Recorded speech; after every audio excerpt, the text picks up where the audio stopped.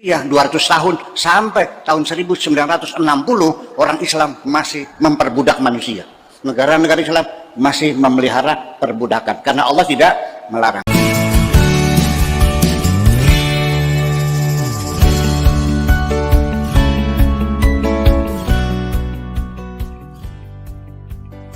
Shalom sahabat gereja YouTube dan kesaksian rohani. Sebelum memulai video ini, saudara tolong bantu klik tombol subscribe ya, dan klik tombol loncengnya agar ketika video baru muncul akan terupdate. Dukung channel ini untuk 1 juta subscribe dan terus memuliakan nama Tuhan Yesus di media sosial, khususnya YouTube. Terima kasih, Tuhan Yesus memberkati.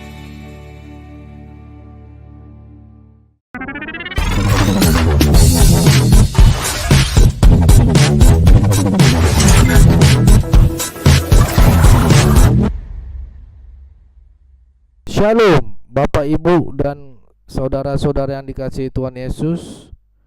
Penyesatan memang ada, tetapi celakalah mereka yang membuat penyesatan itu.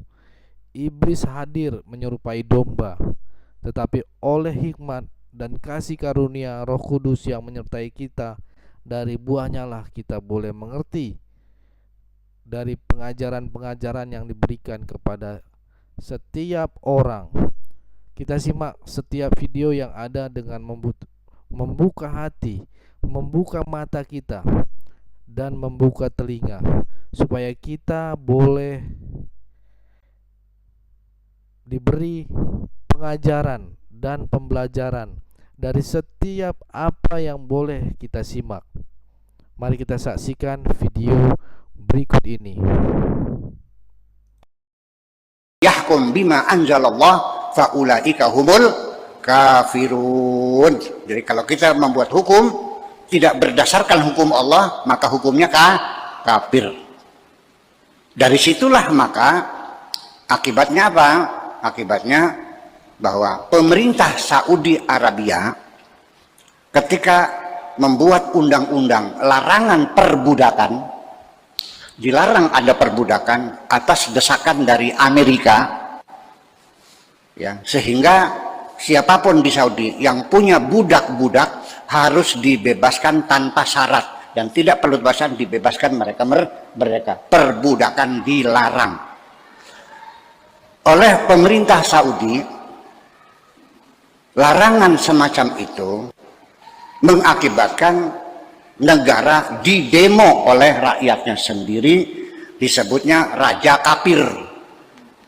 Kenapa? Karena dia membuat undang-undang tidak berdasarkan hukum Allah. Wa man lam yahkum bima anzalallah faulaika humul kafirun. Artinya perbudakan dalam agama Islam boleh. Kenapa Raja Saudi melarang perbudakan? Pertanyaan saya, apakah betul Bapak-bapak Tuhanmu membolehkan manusia dijual? Apakah Tuhanmu membolehkan manusia dirampas kebebasannya, diperbudak? Silahkan kita berpikir sendiri. Apakah Allah itu sekejam itu manusia seperti binatang dijual? Ya. Di Al-Quran ada. Wa khiftum alla ta'dilu fawahidatan aw ma malakat aymanukum. Kalau bisa kawin, ya tidak bisa berpoligami, lebih baik satu saja. Kalau satu juga nggak bisa, beli budak saja. Boleh dalam Al-Quran, yang tidak dilarang sampai Nabi meninggal dunia, sampai abad kedua Hijriah 200 tahun sampai tahun 1960 orang Islam masih memperbudak manusia. Negara-negara Islam masih memelihara perbudakan karena Allah tidak melarang. Jadi maunya gimana? Final sudah, hukum ini sudah final, tidak bisa dirubah lagi. Perbudakan boleh. Jadi anak perempuan tanpa izin, tanpa persetujuan boleh dipaksa oleh bapak, boleh. Di kitab fikihnya boleh nggak? Dipaksa, suka tidak suka, dinikahkan oleh bapaknya, boleh nggak? Asal syaratnya walinya wali mujbir, betul nggak? Dan syaratnya anaknya perempuannya perawan. Apakah logis Allah itu memperlakukan anak perempuan seperti binatang, dipaksa kawin? Negara sudah melarang. Makanya kalau ada naib mengawinkan, terjadi ada paksaan, masuk penjara naibnya. Silakan. Ya. Memukul istri itu tidak boleh, ada KDRT, kekerasan dalam rumah tangga. Kamu mukul istri, berdarah-darah, datang polisi, visum, masuk penjara. Tapi kan Tuhan tidak melarang, malah menyuruh kita. Walati takhafuna nusuzahunna fa'iduhunna wajruhunna fil madaja wadribuhunna. Boleh dipukul. Oke. Apakah betul Tuhan memperbolehkan mukul istri? Saya punya anak perempuan, saya kawinkan kepada kamu untuk disayang, bukan untuk dipukuli, begitu. Sakit nggak? Nah ini logika kita pakai. Nah ini dalil dari logika biar saya. Dan apa yang saya katakan nggak usah dimuat sebagai hasil basul masail. Karena basul masail kita tahapnya hanya sekedar kita membaca kitab kuning. Alasan-alasan yang Bapak ajukan harus ada takbirnya, betul nggak? Kalau saya nggak perlu takbir, nggak perlu ditulis. Ya, itu buat kita saja. Ya ini kita berwacana berlogika. Jadi jangan disamakan nanti. Jadi jawaban saya sekalipun saya ketua basul masail nggak usah ditulis karena nggak ada takbirnya. Kitabnya kitab apa ya kitabnya kitab logika. Akal-akalan aja itu mah. Tapi ini mesti dimulai Bapak sekalian, mesti dimulai.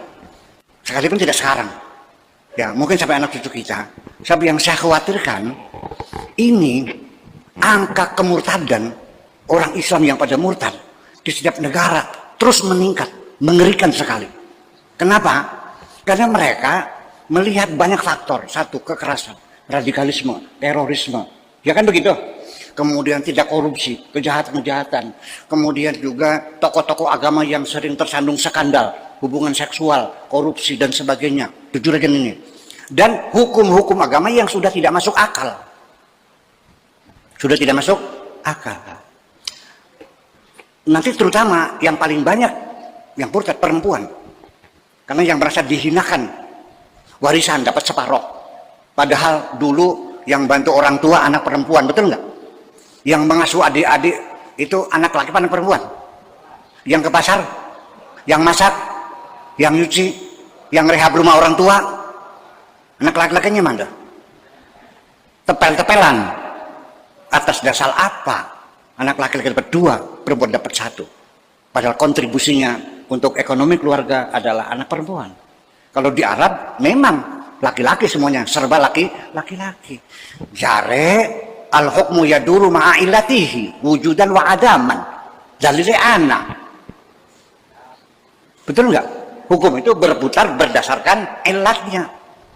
Kalau di sana yang berjasa anak laki-laki, ya pantas laki-laki 2. Lil zakari mithlu hadzil unthayain. Kalau di sini yang berjasa siapa? Nah, perempuan. Walil untha mithlu hadzil zakarin. Semestinya kan begitu. Tapi ini jangan dicatat, jangan dibukukan sebagai hasil basul masail. Nanti banyak orang marah. Tapi sekarang kita sudah mulai berpikir ya bahwa produk-produk hukum yang dibuat pada abad ke-8, 9 Hijriah, apakah masih relevan hukum Islam diterapkan hari ini di abad ke-21? Ya, dulu diproduksi oleh orang-orang yang hidupnya masih primitif, ceboknya masih pakai batu, bajunya masih pakai kulit binatang, belum ada rumah, masih tenda-tenda, belum ada sepatu, belum ada listrik, belum ada mobil, belum ada apa-apa, masih primitif. Karya pikiran mereka masih layaknya dipakai sekarang. Itu pertanyaan. Itu. Jadi artinya, tetapi kita tidak boleh langsung menolak semuanya. Semua karya mereka harus dibaca semuanya, betul nggak? Saya baca semuanya. 4 mazhab saya baca, fikih Syafi'i, Hanafi, Maliki, Hambali, semuanya saya baca. Wahabi juga saya baca semuanya. Ya, jadi kita jangan terburu-buru berpendapat sebelum kita mengetahui pendapat-pendapat orang yang mendahului kita. Itulah etika basul masail semacam itu. Jadi artinya sekali lagi seperti ini ijtihadnya Abu Hanifah dalam masalah perkawinan. Ada seorang perempuan, suaminya tidak pulang-pulang sampai 2 tahun. Dia menunggu sampai kapan. Akhirnya datang ke pengadilan mengadukan suaminya hilang, tidak pulang-pulang sudah 2 tahun. Akhirnya oleh pengadilan diputuskan, dinyatakan suaminya sudah meninggal dunia, meninggal dunia, sudah. Setelah itu si perempuan tadi kawin lagi, punya anak 3. Setelah punya anak 3, suami yang dulu datang ternyata masih hidup. Ditanya Abu Hanifah, bagaimana perkawinannya? Kata Abu Hanifah, perkawinan yang kedua tidak sah. Keputusan pengadilannya salah. Jadi gimana? Benar, sudah benar. Jadi suami yang kedua harus diceraikan. Oke, sudah benar. Nah, tetapi Abu Hanifah, ini anaknya 3. Ini anak siapa? Kata Abu Hanifah, ya anaknya suami yang pertama. Maka dibaca nih Madzhabul Arba'ah, ya madzhab Abu Hanifah. Kan menjadi bingung. Apa semacam ini akan kita sampaikan kepada anak-anak kita yang profesor, doktor, ahli hukum? Ya ketawa mereka. Betul nggak? Udah, kasus yang kedua lagi. Masa haid, masa hamil itu ada beberapa kemungkinan. Ya. Bisa 12 bulan, bisa 9 bulan, bisa 7 bulan. Kalau 7 bulan namanya prematur, betul? Ya, mesti diinkubasi dulu. Yang normal itu yang 9 bulan. Tapi juga ada yang sampai 12 bulan, akhirnya terpaksa harus disesar. Itu keputusan ilmu ginekologi, ilmu kandungan. Tetapi menurut Imam Syafi'i, masa kehamilan itu paling lama adalah 4 tahun, betul nggak? Kenapa 4 tahun? Yuk kita kumpulkan dokter ahli kandungan sedunia, mungkin tidak manusia hamil 4 tahun. Karena Imam Syafi'i ketika berijtihad 4 tahun, belum ada ilmu ginekologi, belum ada rumah sakit, belum ada ilmu kedokteran.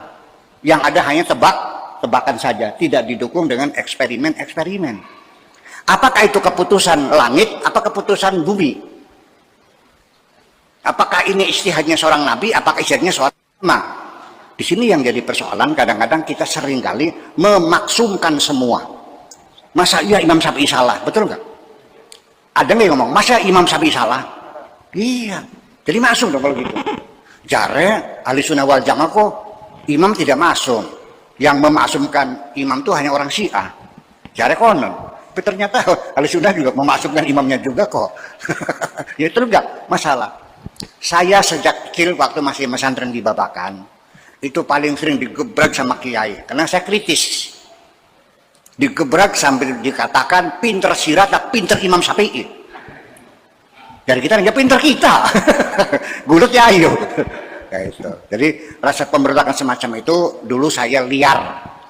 Tapi sekarang saya tidak liar lagi. Tapi saya siap dengan argumentasi-argumentasi semuanya saya baca. Jadi bukan hanya sekedar semangatnya saja, tapi juga ada landasan-landasan hukumnya. Saya dengan Gus Dur bicara seperti ini. Kata Gus Dur, yang memang begitu Pak Sakur, saya ini beragama kayak pegang bara. Dilepas nggak boleh, dipegang saya sakit. Ya kan artinya, oleh karena itu yuk sekarang kita berpikir, jangan takut murtad dong, jangan takut murtad dong, jangan takut murtad dong. Daripada kamu mempercayai sesuatu yang tidak benar. Betul nggak?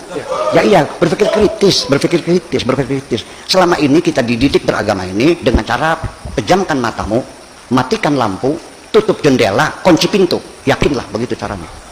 Selama ini kan begitu. Pokoknya kan begitu. Yuk kita berbicara rasional. Itu yang saya inginkan. Dan ini akan terjadi perubahan. Oke teman-teman sekalian, itulah yang kita sudah dengarkan dari apa yang disampaikan dari fikir itu. Teman-teman sangat luar biasa. Banyak ilmu yang kita dapat. Banyak yang bisa kita petik penjelasan. Teman-teman sekalian, mari kita beragama jangan sampai mabuk agama ataupun menghina agama lain. Mari kita saling menghargai Indonesia. Karena Indonesia beragam agama. Mari kita saling menghargai. Dan di dalam berkristenan dituduh tinggi nilai kasih. Kasihlah Tuhan Allahmu dengan segenap hatimu, dengan segenap akal budimu. Kasihlah sesama manusia seperti dirimu sendiri. Dan ingat, Yesus ajarkan, kasihlah musuhmu, berbuatlah bagi mereka yang menganiaya kamu, bukan tidak akan mendapatkan kepada tempat itu. Hanya ada di firman Tuhan. Apalagi ke kalimat seperti itu, ampunilah musuhmu, berdoalah bagi musuhmu. Jika musuhmu berilah ia makan, jika ia haus berilah dia minum. Dengan melakukan demikian engkau telah melakukan firman Tuhan. Ingat, ajaran-ajaran yang penuh dengan kedamaian, ajaran-ajaran yang penuh dengan kasih, tidak suka mengatakan orang lain, tidak suka mengatakan kepada orang. Sangat bermaksud mengatakan kita tidak bisa menghakimi. Kita bukan Tuhan. Itulah dia Tuhan. Surga dan neraka adalah haknya Tuhan. Terima kasih saudara-saudara di YouTube. Sekian video kali ini. Saya mohon izin undur diri sampai ketemu di video berikutnya. Tuhan Yesus memberkati kita semua. God bless.